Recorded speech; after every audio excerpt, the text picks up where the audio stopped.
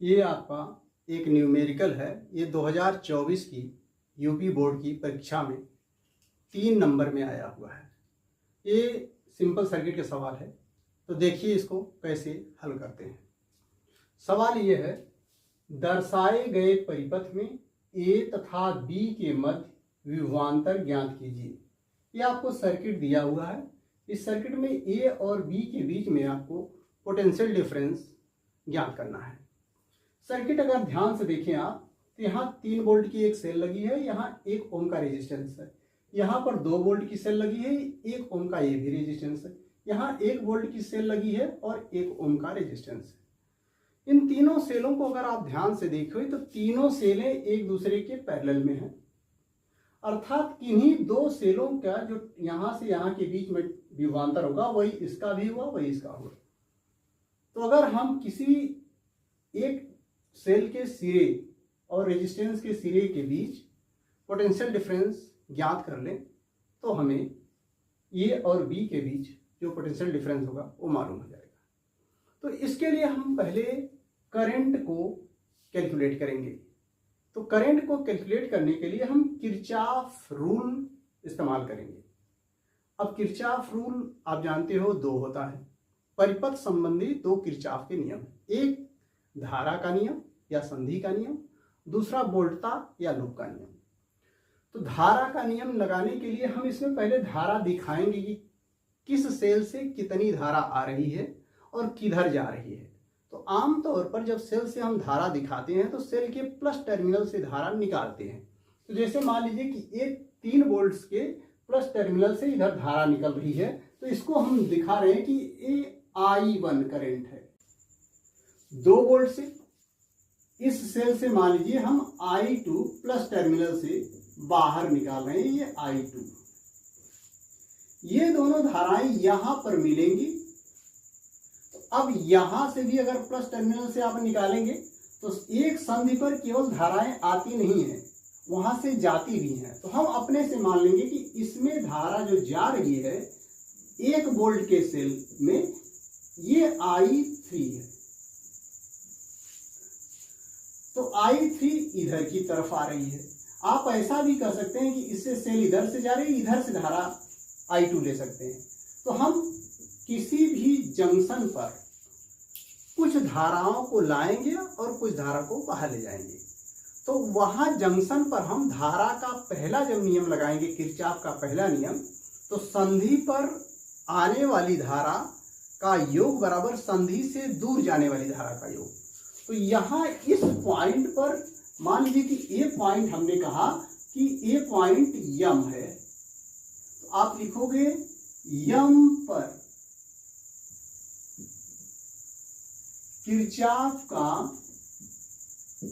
प्रथम नियम या संधि का नियम, किरचॉफ का संधि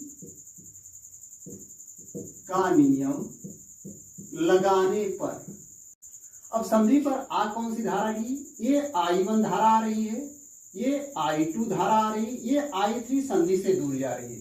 तो आप कहोगे आने वाली धारा का योग I1 plus I2 equal to संधि से दूर जाने वाली धारा I3। तो I3 संधि से दूर जाने वाली ये धारा हो गई। अब तो ये धारा के विषय में हमको जानकारी हो गई। अब हम दूसरा नियम किरचॉफ का लगाएंगे।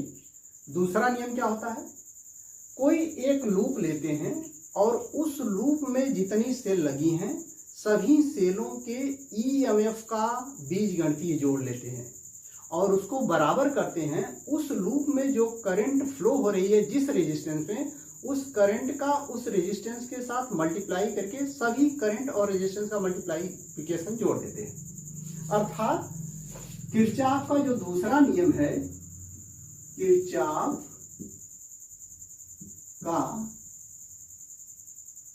वोल्टता का नियम, समेशन E यानी सभी सेलों के विद्युतवाहक बलों का बीजगणितीय योग बराबर समेशन I इंटू आर।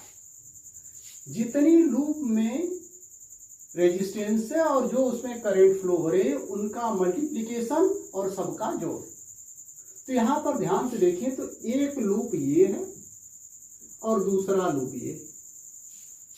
इन दोनों लूप के लिए किरचॉफ के वोल्टा नियम को हम लगाएंगे।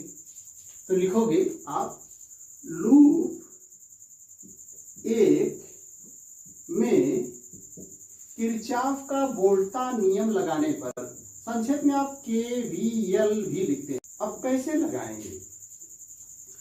सेल जितनी लगी हैं लूप में सभी का EMF लेंगे। तो यहाँ पर एक 3 वोल्ट की सेल है, दूसरी 2 वोल्ट की, सबको जोड़ेंगे। लेकिन EMF को जोड़ने के लिए जो रूल है वो है कि अगर हम माइनस टर्मिनल से प्लस टर्मिनल की ओर जाते हैं तो हम EMF को प्लस लेते हैं, और प्लस टर्मिनल से माइनस टर्मिनल की ओर जाते हैं तो हम EMF को माइनस लेते हैं। हमें चलना है, इसका अर्थ हुआ कि हम कोई डायरेक्शन यहाँ पर चूज करेंगे। तो हम डायरेक्शन इस तरह से चूज कर लेते हैं, एंटी क्लॉकवाइज। क्लॉकवाइज भी चल सकते हो आप, ये एंटी क्लॉकवाइज हमने डायरेक्शन चूज कर ली। हम चल रहे हैं इधर से इधर, तो माइनस से प्लस की तरफ चलेंगे तो ये 3 वोल्ट प्लस हो गया। फिर जब इस तरह से घूमते हुए इस लूप में यहाँ पहुंचेंगे तो यहाँ इस तरफ चलेंगे तो प्लस से माइनस चलेंगे तो 2 वोल्ट माइनस हो गया। ये आपका समेशन ये हो गया लूप एक में, इक्वल टू समेशन IR। यहां से जब चल रहे हैं तो ये R का मान 1 ओम है, यहाँ धारा I1 है। I1 का 1 में मल्टीप्लाई करेंगे तो मिल जाएगा आपको I1। फिर इस तरह से घूमते हुए इधर आएंगे तो I2 और ये 1 ओम है, I2 का 1 ओम में मल्टीप्लाई करेंगे तो ये हो जाएगा I2। अब कौन प्लस होगा कौन माइनस, ये हमें जानना है। तो जब हम धारा की ओर चलते हैं तो I और R का गुणनफल प्लस लेते हैं। धारा के विपरीत चलने पर I और R का गुणनफल माइनस लेते हैं। तो यहां पर ध्यान दीजिए, हम इस तरह से चल रहे हैं, धारा की दिशा में जा रहे हैं, धारा की डायरेक्शन भी इधर है, तो I1 और 1 का मल्टीप्लिकेशन प्लस हो जाएगा, तो ये प्लस हो गया। फिर यहां से इस तरह चले, इस साइड में जा रहे हैं, धारा इस साइड में हमने माना है, इसका मतलब I2 और ये 1 का मल्टीप्लिकेशन माइनस होगा। धारा इधर हम चल रहे हैं, ऐसे ऐसे चल रहे हैं, तो ये माइनस हो गया, तो I1 माइनस I2 हो गया। ये 3 में से 2 घटाएंगे तो 1 आ जाएगा, तो आप लिखोगे I1 minus I2 equal to 1। ये समीकरण नंबर 1 हो गया। इसी तरह से ये लूप में दूसरे में यहां भी हम डायरेक्शन चूज करेंगे। तो हम मान लेते हैं कि एंटी क्लॉकवाइज इसमें भी चल रहे हैं, आप क्लॉकवाइज भी चल सकते हैं, कोई फर्क नहीं पड़ेगा। तो इस तरह से हम चल रहे हैं, डायरेक्शन हम अपने से चूज करते हैं। इस लूप में लिखेंगे लूप 2 में KVL, किरचॉफ का वोल्टा का नियम लगाने पर इस लूप में जो सेल है समेशन ही लेंगे। इस लूप में 2 वोल्ट की सेल है और 1 वोल्ट की सेल है, तो 2 लिखेंगे और फिर 1 लिख लेंगे। इनका बीजगणितीय योग लेना है, अर्थात माइनस और प्लस लेना है। तो सेल के EMF के लिए प्लस और माइनस का जो नियम है, जब हम माइनस से प्लस की तरफ जाएंगे तो EMF को प्लस लेंगे। हम ऐसे चल रहे हैं, इसका अर्थ है कि माइनस से प्लस की तरफ चल रहे हैं, तो 2 वाला प्लस हो गया। फिर इस तरह से घूमते हुए इधर आए, इधर चलना शुरू किया, तो यहाँ प्लस से माइनस चल रहे हैं, तो इसका मतलब 1 वोल्ट माइनस होगा, तो यहाँ लिख दिया 2 minus 1 equal to summation I into R। यहां पर देखिए I2 1 में एम्पियर में 1 ओम में धारा बह रही है, तो I2 से 1 का मल्टीप्लाई करेंगे तो I2 मिल जाएगा, I2। अब ये प्लस होगा कि माइनस, हमने कहा जब धारा की दिशा में चलेंगे तो गुणनफल प्लस होगा, तो ये प्लस हो गया। फिर इस तरह से घूमते हुए यहां आ गए, यहां इधर चलना शुरू किया, इसमें जो करंट फ्लो हो रही 1 ओम में I3 फ्लो हो रही, 1 ओम है तो I3 का 1 ओम से मल्टीप्लाई करेंगे तो I3 आ जाएगा। अब ये प्लस होगा कि माइनस, हम इस तरह चल रहे, फिर यहाँ इधर चलना शुरू किए इस तरह से, और ये धारा भी इधर ही चल रही है, जा रही है। इसका अर्थ हुआ कि I3 में 1 का मल्टीप्लाई प्लस होगा, तो ये प्लस हो गया I2 प्लस I3। अब जो I3 का मान है वो ये रखेंगे समीकरण में, जो I1 प्लस I2 है, तो आप लिखोगे इसको, इसके लिए 2 में से 1 घटाएंगे, 1 आ जाएगा, इक्वल टू, ये हो गया आपका I2, यहाँ प्लस I3 की जगह रख लेंगे I1 प्लस I2, ये हो गया I1 और प्लस I2। अब I1 या I2 दो बार है, तो आप लिखोगे I1 और प्लस 2I2 इक्वल टू 1। ये समीकरण नंबर आपका 2 हो गया। I1 है, ये 2I2 इक्वल टू 1। अब समीकरण 1 को और 2 को ध्यान से देखिए, इससे I1 I2 का मान आप निकाल सकते हैं। तो लिखोगे समीकरण 2 से समीकरण 1 को घटाने पर, अब है I1 plus 2I2 equal to 1। इसमें से घटाना है एक वाला ये है I1 minus I2, I1 minus I2 equal to 1। जब घटाएंगे तो घटाने का जो रूल है, ये घटाएंगे तो ये माइनस हो जाएगा I1, ये प्लस हो जाएगा और ये माइनस हो जाएगा। I1 में से ये माइनस हो गया तो I1 खत्म हो जाएगा, ये 2I2 है, ये प्लस हो गया तो 3I2 हो गया, जुड़ जाएगा, इक्वल टू 1 में से 1 घटाएंगे 0 हो गया, अर्थात आपका जो I2 हो गया वो 0 हो गया। तो आपका ये जो सेल से धारा जा रही है 0 हो गई। ये I2 का मान समीकरण 1 में रख दीजिए, तो I2 का मान